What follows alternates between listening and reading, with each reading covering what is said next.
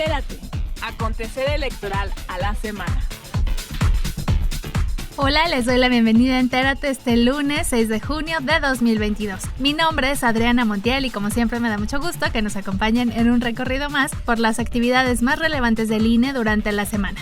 Saludo a Juan Carlos Maldonado, que me acompaña para presentar la información. Hola Adriana, es un gusto que nos acompañen para conocer la información del quehacer electoral más relevante. A continuación, estas son las noticias. El domingo 5 de junio, 6 estados del país celebraron comicios locales. Destaca participación ciudadana en la organización de estas elecciones. Imparte Laura Chinchilla, Conferencia Magistral Estacional de Primavera 2022, Democracia y Pandemia.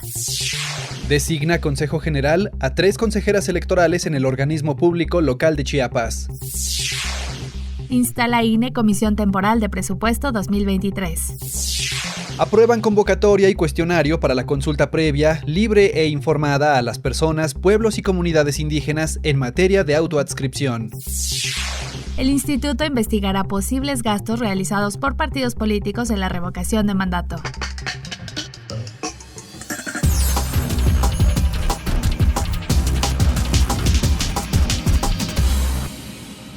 Este domingo 5 de junio, los estados de Aguascalientes, Durango, Hidalgo, Quintana Roo, Oaxaca y Tamaulipas celebraron elecciones locales en las que renovaron la gubernatura. Además, Quintana Roo renovó su Congreso local y Durango 39 presidencias municipales. Se trató de un total de 436 cargos de elección popular. Para llevar a buen puerto estas elecciones en las que estuvieron llamadas a las urnas 11.7 millones de ciudadanas y ciudadanos, el INE y los organismos públicos locales de cada entidad se coordinaron en las distintas actividades. En estas elecciones se contó con 146.951 funcionarias y funcionarios que integraron las mesas directivas de casilla, las cuales fueron capacitadas para recibir y contar los votos de sus vecinas y vecinos. Se proyectó la instalación de 20.993 casillas. Se trata de 9.237 básicas, 9.604 contiguas, 2.021 extraordinarias y 131 especiales. Se registraron más de 4.000 observadoras y observadores electorales y 34 personas visitantes del extranjero. Además, 4.900 personas fungieron como supervisoras y capacitadoras asistentes electorales. En la sesión del Consejo General del INE del domingo 5 de junio para dar seguimiento a estos comicios, el consejero presidente Lorenzo Córdoba reconoció la participación de la ciudadanía, pieza fundamental del sistema electoral en el país. Y gracias al compromiso cívico de la ciudadanía que hoy sigue confiando en sus autoridades electorales. Cerca de 147,000 personas debidamente capacitadas estarán en los centros de votación recibiendo los sufragios de sus vecinas y vecinos. Esa es la principal fortaleza del sistema electoral mexicano. Ciudadanas y ciudadanos contando los votos de sus vecinas y vecinos. Las y los consejeros hicieron un llamado a los actores políticos a actuar dentro del marco de la ley en las jornadas electorales y durante el periodo de resultados preliminares. Al respecto, la consejera Norma de la Cruz. Hago un respetuoso llamado a todos los actores políticos y a quienes los apoyan a que se conduzcan con estricto apego a la ley y con responsabilidad, no solo en esta jornada electoral, sino durante los cómputos. Y por favor, sigan el ejemplo de civilidad que la ciudadanía ha demostrado. El secretario ejecutivo, Edmundo Jacobo, informó que los consejos locales y distritales se instalaron e iniciaron sesión con normalidad y señaló el avance en el reporte de la instalación de las casi 21,000 casillas previstas. Con corte a las 11:35, el sistema reporta la instalación de 20,419 casillas, equivalente al 97.27% de las que finalmente fueron aprobadas. También registramos no instaladas 22 casillas. Son el estado de Oaxaca. Se debe a protestas de las comunidades afectadas por el huracán y que reclaman atención a sus problemas. Va desde aquí nuestra solidaridad y acompañamiento. La misma noche de las elecciones se dieron a conocer los conteos rápidos. Además, iniciaron operaciones los PREP de cada entidad, los cuales permiten conocer tendencias de las votaciones e información preliminar. Y serán los cómputos los que darán a conocer los resultados definitivos. Como parte del ciclo de conferencias magistrales estacionales organizadas por el INE, el 2 de junio la doctora Laura Chinchilla impartió la videoconferencia magistral estacional de primavera 2022, Democracia y Pandemia, en la que señaló los problemas que trajo consigo la pandemia de COVID-19, los cuales, dijo, se sumaron a los que ya enfrentan las democracias en la actualidad. Que la crisis de la pandemia, como bien sabemos, fue una crisis global, pero igualmente la crisis de la democracia se ha convertido en una crisis global y ambas han tenido múltiples canales de contagio y se han retroalimentado. La pandemia fue una crisis multivariable, multisectorial y fue particularmente una especie de acelerador de conflictos, porque tenemos además que recordar que la pandemia cae en otra crisis que se venía expresando con gran afectación al debate público y con gran afectación en consecuencia a la democracia, que es lo que llamamos la infodemia, es decir, toda esta crisis de desinformación que ha venido de la mano con la explosión de las redes sociales. La expresidenta de Costa Rica y catedrática de la Universidad de Sao Paulo indicó que no basta con contar con una democracia resiliente y destacó la relevancia de fortalecer la cultura cívica. Tenemos que abocarnos de manera prioritaria a trabajar el concepto de ciudadanía. ¿Cómo fortalecemos valores cívicos? ¿Cómo fortalecemos el ejercicio responsable de la ciudadanía? ¿Cómo diseñamos instituciones más contestes con las demandas de participación, de rendición de cuentas, de transparencia y también cómo hacemos que la ciudadanía, junto con los tomadores de decisión y a través de las tecnologías digitales, puedan encontrarse en espacios de respuesta de política pública que resuelvan de manera más oportuna las demandas que se plantean. Al presentar la conferencia, el consejero presidente del INE, Lorenzo Córdoba, señaló que los comicios de 2021 en México demostraron cómo la democracia y las elecciones pueden recrearse sin afectar el derecho a la salud. Fueron las elecciones mexicanas de 2021. En el INE denominamos esos comicios como el más grande y complejo de nuestra historia. Fue el más grande por el número de cargos que se iban a elegir y por el número de ciudadanas y ciudadanos que integraban el padrón electoral, los potenciales electores. Fue el más complejo porque se desarrolló en condiciones que nunca antes habíamos enfrentado las instituciones electorales. En primer lugar, la pandemia. En segundo lugar, la infodemia. Y en tercer lugar, la situación de violencia. La democracia y las elecciones pueden recrearse sin afectar el derecho a la salud en los contextos de pandemia. Gracias a que la ciudadanía confió en el INE, en su INE, logramos que en México la democracia no fuera una víctima más de la pandemia. En sesión ordinaria del 31 de mayo, el Consejo General del INE aprobó la convocatoria y el cuestionario para la consulta previa, libre e informada a las personas, pueblos y comunidades indígenas en materia de autoadscripción. El consejero Uki Espadas destacó el derecho de los pueblos y comunidades indígenas a ser consultados sobre la autoadscripción calificada y la obligación del INE de realizar esta tarea. La calificación de la autoadscripción es uno de esos altos asuntos del gobierno sobre el que los pueblos indígenas y sus 24 millones de integrantes tienen derecho a ser consultados. Nunca se les ha consultado.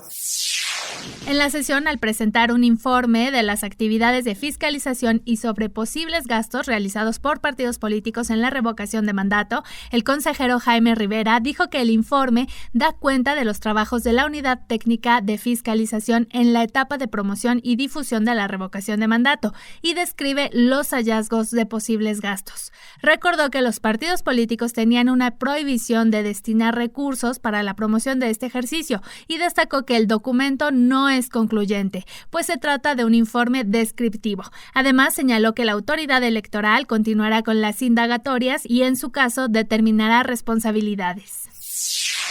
Es un informe descriptivo de la actividad desplegada por la Unidad Técnica de Fiscalización porque no se determinan responsabilidades ni se impone sanción alguna. La Comisión de Fiscalización aprobó iniciar los procedimientos oficiosos respectivos en aquellos hallazgos que contengan elementos suficientes o relevantes que permitan presumir alguna infracción en materia de fiscalización. Además, al recibir un informe sobre el estado jurídico que guardan procedimientos en trámite y sobre sanciones de 2016 a 2022 en materia de fiscalización, consejeras y consejeros cuestionaron la omisión de órganos del Estado para entregar información sobre posibles delitos electorales. La consejera Carla Humphrey llamó la atención sobre la negativa y demora en la entrega de la información, lo cual dijo obstaculiza el trabajo del instituto. Me gustaría llamar la atención sobre un punto que me preocupa y que tiene que ver con la disposición de diversas autoridades y órganos del Estado, independientemente de su ámbito de gobierno, para colaborar con esta autoridad y entregar de manera pronta, expedita, oportuna y completa la información que se le requiere. La negativa o demora en la entrega de la información constituye a todas luces una clara obstaculización a las labores de investigación de esta autoridad.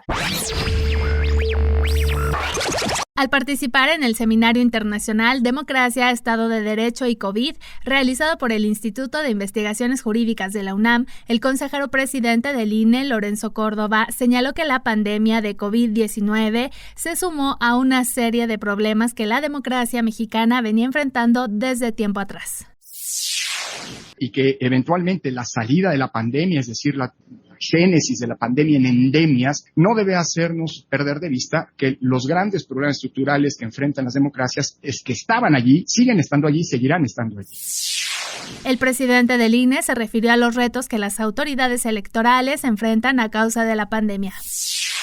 El primero es un reto comunicacional. Las autoridades electorales ya no solamente tenemos que tener una gran capacidad y calidad técnica en la organización. Hoy son tan importantes las oficinas de comunicación social como las oficinas operativas. Segundo gran reto es un reto operativo. Evidentemente, hacer elecciones en tiempos de pandemia incrementa costos, requiere de protocolos muy particulares. El tercer reto es un reto de tipo político y finalmente retos tecnológicos. El 31 de mayo, el INE instaló la Comisión Temporal de Presupuesto 2023, presidida por la consejera Claudia Zavala e integrada por las y los consejeros Carla Humphrey, Norma de la Cruz, Ciro Murayama y Jaime Rivera, la cual se encargará de integrar el anteproyecto con el monto que el instituto requerirá para sus actividades el próximo año. La consejera Claudia Zavala señaló que el anteproyecto se integrará con autonomía e independencia con la participación de todas las áreas del instituto. Además, dijo que se realizará un análisis sobre la situación política y económica del país. La cuestión sanitaria y, desde luego, los desafíos que implica la realización de una eventual consulta popular para el 2023, las elecciones locales de Coahuila y del Estado de México, y sobre todo, y esto es muy importante, el inicio de los trabajos preparatorios para la elección federal 2024. El consejero Ciro Murayama consideró necesaria una puntual revisión de las actividades del INE de cara al inicio del proceso electoral federal 2023-2024 con racionalidad y responsabilidad. Y el proceso electoral federal 2023-2024 pues iniciará en septiembre de 2023 y es necesario que haya los recursos indispensables para desplegar las tareas organizativas. De tal manera que, por un lado, debemos hacer un ejercicio de mucha racionalidad, pero por otro, de mucha responsabilidad, porque creer que las mismas atribuciones o incluso algunas adicionales se pueden hacer sin recursos equivalentes, pues sería comprometer la viabilidad del proceso electoral y poner en riesgo la renovación democrática de los poderes de México.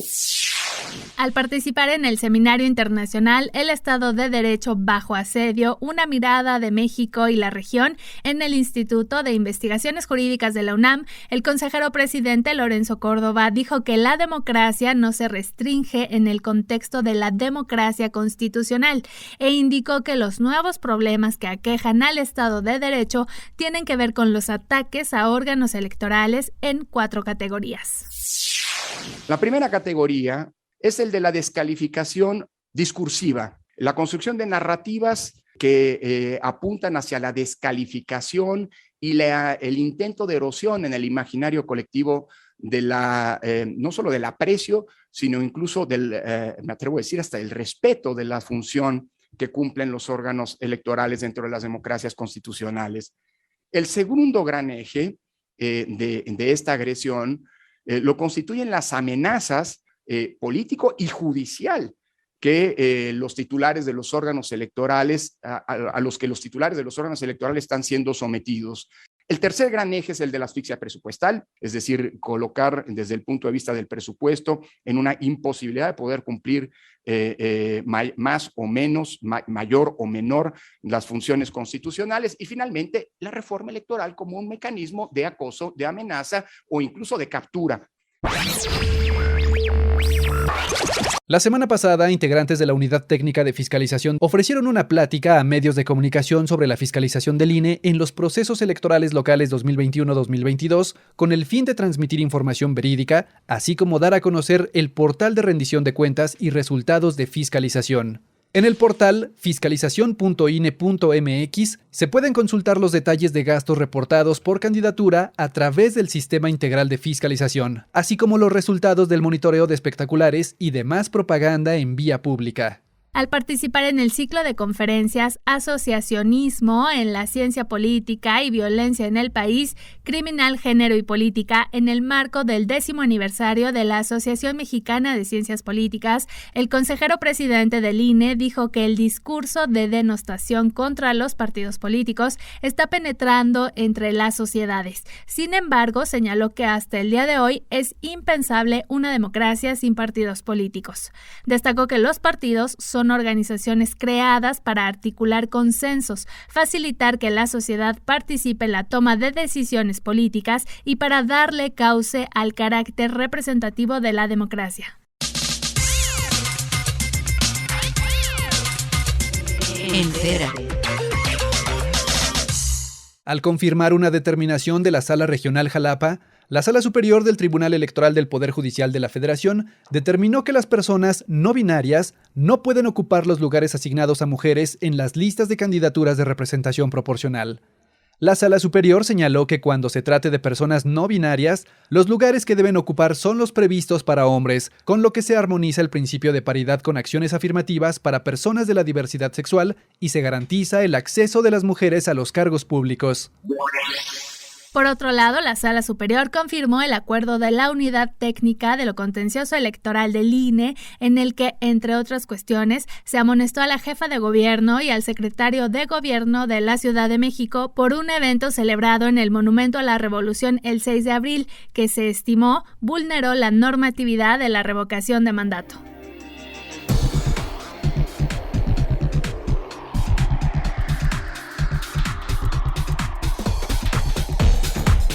Así llegamos al final de esta emisión de Entérate. Muchas gracias por habernos acompañado en este recorrido por las actividades más relevantes del INE durante la semana. Recuerden que les esperamos el próximo lunes en centralelectoral.ine.mx. Y no se olviden de visitar las redes sociales del instituto en Facebook, Twitter, Instagram, Spotify y TikTok. Muchas gracias, Juan Carlos. Gracias, Adriana, y gracias a ustedes por acompañarnos. Recuerden que también pueden visitar el canal oficial del INE en YouTube en INETV, en donde encontrarán transmisiones en vivo, cápsulas, firmas de convenios, entrevistas, sesiones del Consejo General y mucho más.